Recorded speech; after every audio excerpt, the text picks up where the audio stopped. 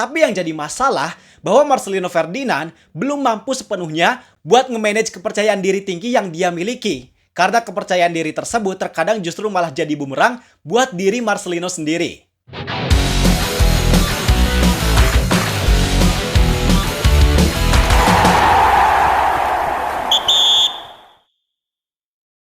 Timnas Indonesia beberapa hari yang lalu berhasil menang telak atas China Taipei dengan skor 6-0. Kemenangan tersebut terjadi satu sisi karena skuad Garuda yang walaupun pakai pemain pelapis tapi kualitasnya emang sangat baik. Permainan mereka oke banget. Dan satu sisi lainnya, emang karena lawan yang dihadapi itu, yaitu China Taipei, terlalu mudah buat Timnas Indonesia. Tapi gue lihat komentar orang-orang di sosial media, mereka bukan fokus sama permainan keren dari skuad Garuda, bukan fokus sama pemain yang nampilin performa baik, dan bukan fokus sama gol-gol yang dicetak. Tapi, sebagian besar dari mereka justru malah fokus sama kekurangan dari salah satu pemain. Emang sih, benar kata pepatah, bahwa satu kesalahan dampaknya lebih kerasa dibanding 1000 kebaikan. Dalam hal ini, kekurangan yang dimaksud adalah dari salah satu wonderkid Timnas Indonesia, yaitu Marcelino Ferdinand. Tapi buat kalian-kalian yang emang melampiaskan kekecewaan atas performa Marcelino di laga tersebut, menurut gua sah-sah aja selagi apa yang kalian sampaikan gak menghujat, gak menghina, dan gak rasis. Karena kekecewaan yang kalian sampaikan jelas berguna banget buat perbaikan performa dari Marcelino Ferdinand. Emangnya kenapa Marcelino, Bang? Jadi, Marcelino di laga tersebut tampil mengecewakan. Walaupun memang menit bermain dia di laga tersebut cuma sebentar, tapi gak selayaknya dia nampilin permainan kayak gitu. Apalagi ini lawannya China Taipei, yang harusnya dia bisa lebih mengeksplor kemampuan yang dia miliki. Tapi hal itu nggak kita lihat. Dia seolah pengen bersinar sendiri, sedangkan kemampuannya nggak membantu dia buat bisa bersinar. Dan itu yang jadi masalah. Maka atas penjelasan tersebut, gue di sini mau bahas tentang apa yang terjadi dari diri Marcelino Ferdinand. Kenapa bisa kayak gini, dan apa yang harusnya dia lakukan. Karena menurut gue ini penting banget. Kalau terus-terusan dia ada di situasi kayak gini, kayaknya karir dia bisa jadi gak akan bertahan lama. Oke, kalau gitu, kalau kalian udah siap, langsung aja kita bahas biar gak gitu-gitu doang. Tahu sepak bola.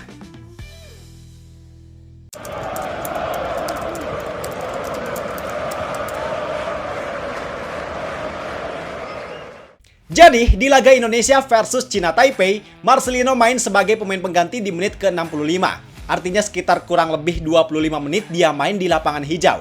Sebenarnya, dengan waktu segitu, udah cukup banget buat Lino bisa nunjukin kualitasnya. Dan di beberapa momen sebenarnya dia tetap bisa ngejalanin tugasnya. Tapi overall, secara keseluruhan, selama waktu tersebut dia lebih banyak menyia-nyiakan kesempatan. Contohnya, ada ketika dia di beberapa kali dapat peluang. Tapi dia lebih milih buat mengeksekusi sendiri, padahal chance-nya lebih bagus jika dia bisa bagi bola tersebut ke pemain lain. Terus yang paling greget adalah di beberapa momen dia terlalu banyak delay bola.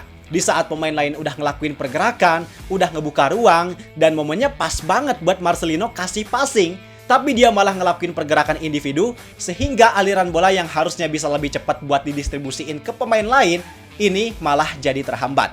Pada intinya, menurut gua Marcelino di laga lawan China Taipei terlalu individualis. Dia kurang main as a team, lebih banyak main sendiri yang padahal itu sama sekali gak efektif. Sebenarnya, ketidakbagusan performa Marcelino Ferdinand khususnya di Timnas Indonesia udah jadi lagu lama, Bang.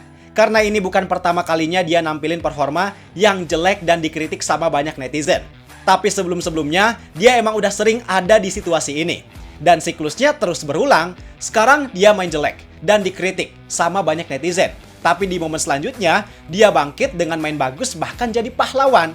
Sampai dia nerima banyak pujian. Tapi setelah dia dapat pujian dan ada di top performnya itu, dia restart dan balik lagi ke setelan pabrik. Terus begitu siklusnya berulang. Maka sebenarnya siklus kayak gini adalah siklus yang gak sehat dan gak selayaknya buat dia terus-terusan kayak gini. Karena yang namanya kita melakukan sesuatu, hal apapun, perlu yang namanya konsistensi. Apalagi dalam kasusnya Marcelino ini adalah dia berkarir di dunia sepak bola yang levelnya ada di level tinggi. Yang katanya mau lolos ke Piala Dunia. Tapi yang sangat disayangkan adalah dia malah angin-anginan kayak gini. Nah, atas hal tersebut, gue udah merangkum beberapa alasan tentang kenapa Marcelino performanya selalu angin-anginan. Mulai dari yang pertama, yaitu kurangnya menit bermain. Gak dipungkiri bahwa yang namanya menit bermain jadi salah satu elemen penting yang wajib dimiliki sama pemain timnas Indonesia buat mereka bisa ngejaga performanya. Contohnya, Nathan Chuaon yang di laga lawan Cina Taipei kemarin main bagus banget. Tentu salah satu faktor dia bisa main bagus adalah karena dia yang sekarang udah bisa main reguler di klub barunya walaupun cuma di Liga 2 Belanda. Nah, sedangkan Marcelino, dia yang sekarang terikat kontrak sama Oxford United, dia nggak punya menit bermain yang reguler. Di musim kemarin emang dia lebih aktif main di Oxford United U21. Tapi laga yang dijalanin sama Oxford United U21 itu nggak terlalu sering kayak kompetisi resmi Liga. Karena kalau nggak salah, correct me if I'm wrong, Oxford United U21 itu cuma main di turnamen tertentu doang, bukan main di Liga. Makanya jumlah match-nya pasti terbatas banget. Dan itu yang jadi masalah dari Marcelino Ferdinand. Dia udah lama banget gak ada di kompetisi Liga. Gak main secara konsisten dalam jangka waktu tertentu secara terus-menerus. Menurut gua, kalau dia stay terus di Oxford United dengan kondisi kayak sekarang, cuma ikut latihan, cuma ikut tim muda yang mainnya gak banyak, jelas performanya bakal terus-terusan kayak gini.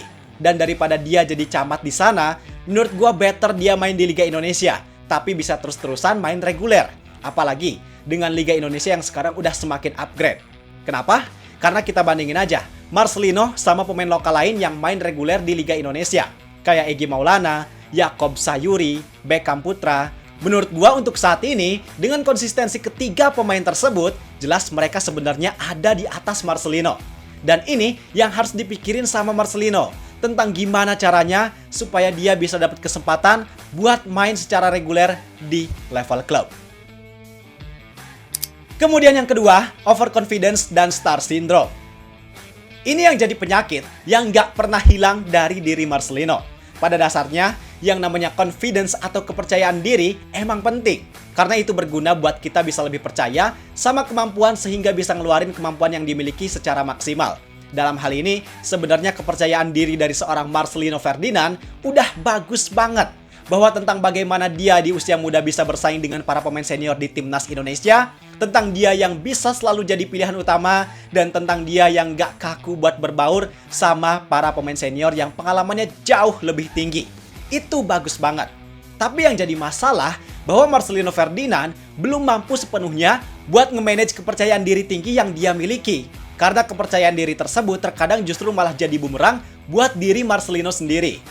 Apa buktinya? Ya buktinya kelihatan di laga lawan Cina Taipei, dia terlalu pengen menunjukkan skill yang dia miliki. Dia ngerasa yakin bahwa dia bisa mengolah bola tersebut dengan baik. Padahal di situasi tertentu, harusnya dia mengolah bola tersebut dengan cara yang lain, yang bukan dengan kemampuan individunya. Bahkan kelihatannya, menurut gua sebagian besar dari kalian juga pasti sepakat bahwa Marcelino kelihatan banget kayak star syndrome. Dengan apa yang udah dia torehkan untuk timnas Indonesia, dengan 2 gol ikoniknya saat lawan Arab Saudi, jelas bikin dia ngerasa sebagai pemain bintang. Kelihatan dari cara dia main yang terlalu banyak gaya, lebih menonjolkan estetika daripada fungsi yang dia lakukan. Dan itu dampaknya bikin permainan dia jadi gak maksimal.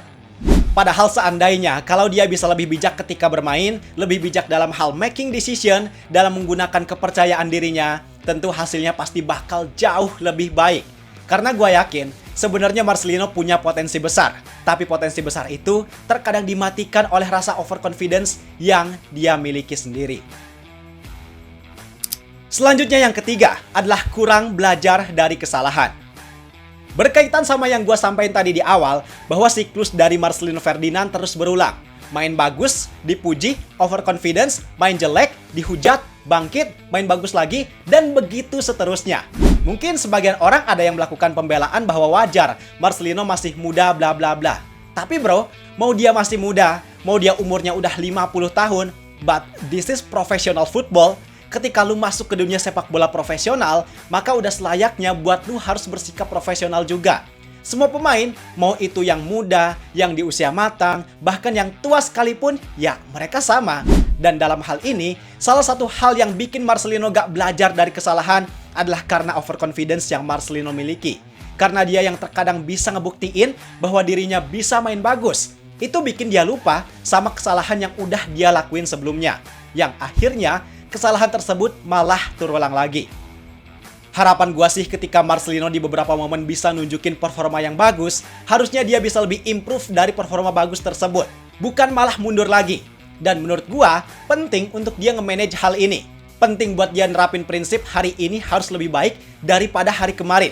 Tempel tuh kata-kata itu di kamarnya, di handphonenya atau dimanapun I don't care. Yang penting dia bisa menjiwai dan menerapkan kalimat tersebut untuk performanya di lapangan hijau.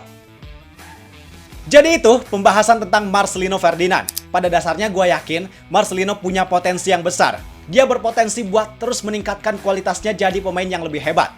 Tapi dalam hal ini, sesuai sama yang gue sampaikan tadi, bahwa dia harus memperbaiki beberapa faktor yang bikin performa dia malah mandek atau bahkan mundur.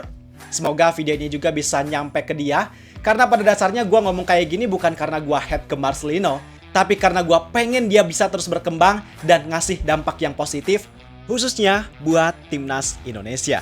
Gimana pendapat kalian tentang Marcelino? Coba tulis di kolom komentar. I think untuk video kali ini cukup sekian. Like dan subscribe-nya jangan lupa. Semoga bermanfaat dan sampai jumpa di video berikutnya. See ya!